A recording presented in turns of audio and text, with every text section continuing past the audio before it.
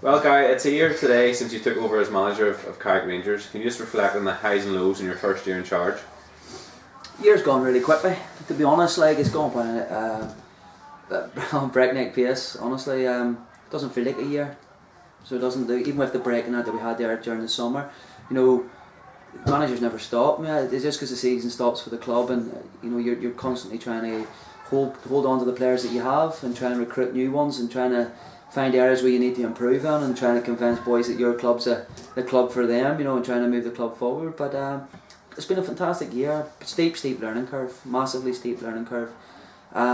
Last year was tough in that day. Being away from home for so long was really hard. I found it so much easier this year with the home games that we've had here at Taylor's Avenue. It's made a massive difference. Being away from home, the travelling we had to do, organisation it takes, and that the extra organisation it takes every week because you're organising the kit, you're organising, make sure boys there on time.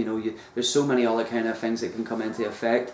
Whenever you are playing away from home and stuff, and that was tough. But I'd say again, a good learning curve, and I wouldn't have changed it really. Because we've seen the other side of it, and being back home now, it makes you appreciate being back at Taylor so much more. Highlights in terms of what highs and lows and that, I think the boys just kind of trying as hard as they possibly could for me, giving me a chance and giving me the opportunity to manage them is definitely a highlight for me. It was a natural step for me. I felt that moving into management, but I was younger than some of the players. So there was that whole kind of getting used to, from being a teammate to being the manager, and they give me that respect from day one, and they listened to what I'd done and they worked really hard with it. So for me, that's a highlight, winning players over, because we had Dave Kern and we had Ryan McCann and we got Eddie O'Kane's and even Big Gibbo and that. You're big senior players there who's done quite a lot in the game and stuff. So to get their respect and that there was massive for me. In terms of on the pitch, wins and stuff, just probably. We went on a really good run. I don't think we were beating the first 10 games, something I was in charge for, so we went on a really good run to start off with, and every win sort of seemed to build momentum.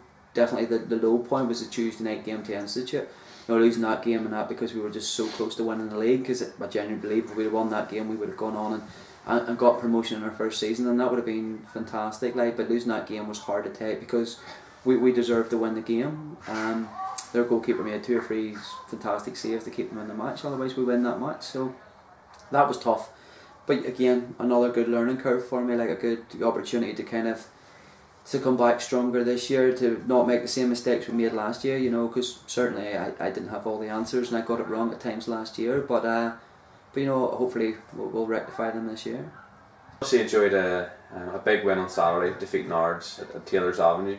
Was the most pleasing aspect of that performance the fact that the team had to grind the win out and put a determined performance in? Do you think the team would have won that game last year in the same circumstance? I don't think they would. I don't think they would have done. We wouldn't have got the goal. Do you know what I mean? Because that's what we really lacked last year. We were well in every game. We were bossed a lot of games last year, but we just didn't have that killer instinct in front of goal. We couldn't kill teams off when we were well on top. Miguel brings that to us, Ben Roy brings that to us. They've got that age where they can do that individual bit of magic. That's why we worked hard to make sure Ben stayed and worked hard to bring Miguel in. They've got that ability in front of goal, just that natural knack of hitting the target. And when you get your nose in front of them games, you've got something to fight and hold on to. So I think the rest of the boys have gained confidence in that there and having a real goal scorer in their team, because you get that belief that you're going to, as long as you stay in a game, you've got an opportunity to win it. Do you know what I mean? Because you've got somebody like Miguel who can get them goals out of nothing. But not just Miguel. We got match winners in different areas of the park. Kieran Donaghy popping up with goals against the Duns. That's why I said this year when we came in that day, I thought we needed to take the pressure off a number one striker. Gibbo was there last year and he was our main goal threat, and if he wasn't getting the goals, we didn't really tend to get the goals. So there was a lot of pressure on Gibbo and a lot of responsibility. Whereas this year I think we've shared the goals round a wee bit more. Ryan Keane's popped in with a couple of games, Conor McCluskey's popped in with a couple of goals, Kieran Donaghy's popped in with goals, and Jody Lynch has popped in with a couple. Ben's got his share, and Miguel obviously is doing what we brought him to the club to do. So there's a better balance about it. It's like that we're going to score a wee bit more, but we showed real heart and resilience on Saturday, and that was nice, and that was pleasing aspect for me, because certainly after the second half performance against the Welders game and that, like, I mean, we probably doubted, could we do that? Could we gut out a performance? Could we grind one out? Like, I mean, and that's exactly what we done. And if you want to win leagues and you want to win titles and you want to win cup games and you want to challenge for titles and that day, you have to be prepared to roll your sleeves up and do the other side of the game.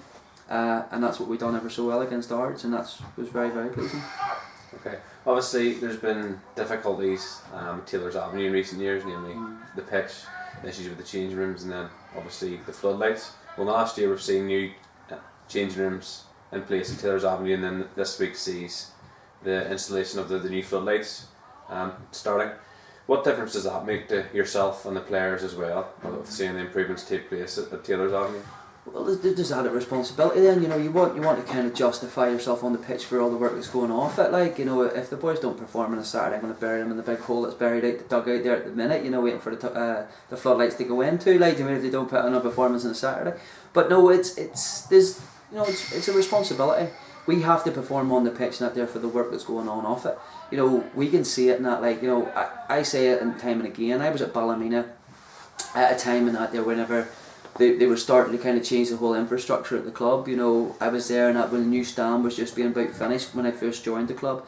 By the time I had left the club, you know, they built a 3G pitch and that, they had built the far stand had been put in, the facilities had popped up left, right and centre, the training pitch got new floodlights in the ground and stuff, and it's nice to be part of a club whenever it's growing as well. You know, hopefully us as a squad and as a team and as a group, we're going to grow together, so it's certainly a group I believe in that we could take forward. You know, if we go in the right direction, if we keep moving forward, I would like to keep the majority of this group with us. You know, and it's great to see these things, these boys are going to be involved in the club whenever the club's growing as well.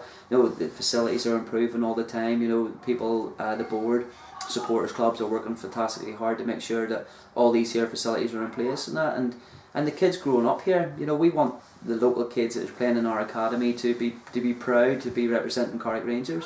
You know, we want them to give them a club that they can be proud of, you know, as well. So we're certainly trying to do everything we possibly can off the park. So it's a responsibility for the players to match that on the pitch and get that balance right, you know. When you took over a year ago, you were still acting in a playing capacity, and then you subsequently played once last year. Do you expect to ever pull the boots on again? I hope not. If I have to pull the boots on somebody who's not doing a good enough job, you know, which is a bit of a concern, so I certainly hope I don't have to, but the heart's still there for it. Like, I still kind of I try and train whenever I can. It's not quite as easy to get that balance right, you know. You have to step out, you have to watch training, you have to see who's doing it and who's not doing it, so it's hard whenever you're in the middle of it to see who's working hard and who's not, so you do sometimes have to separate yourself from it. But I have been training a lot more recently, so I have, and I'm always an option just in case. I'm always going to be a backup for anybody, you know. But yeah, but sometimes in that day you get more of an inkling to want to play than others. But I get every bit as much satisfaction as winning that game on Saturday as I would have done playing in it. You know, I want to be out there, I want to be in the heart of things. Games like Saturday would have really suited me because there'd be a lot of scrapping to be done, like, you know, and that would have suited me, like, so. But again, as long as the boys are doing the job and the positions and that, then I'm not required, then that I'm going to be a happy man, you know.